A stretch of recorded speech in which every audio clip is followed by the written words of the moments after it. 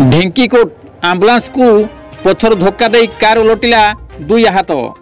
केन्दुझर जिला एनएच 20 ढेंकुट फांडी सान मसिना बिला पिचु प्लांट निकट में आंबुलांस को पथर धक्का देला कार, जो द्वारा कारटी उलटि पड़ी।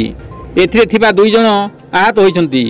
जसीपुर रोगी नहीं भुवनेश्वर सम हस्पिटाल जाउथबा आंबुलांस पछरे परिवारर एक कार रे अन्य दुई जन जाउथले। सान मसिना बिला निकट में पिचु प्लांट पाखरे आज एक हम्प्स निर्माण होइछि, जो द्वारा सिग्नाल नथिबारु आंबुलांस टी हठात ब्रेक मारिदेबारु पछरे आस्तुवा कार ता पछरे पिटी हो जाइतिला, जो द्वारा कार टी तीन पलटी जाइछि। एथिरे दुई जन आहत होइछंती। सेमानकु घटगां गोष्ठी स्वास्थ्य केन्द्र में भर्ती कराइतिला।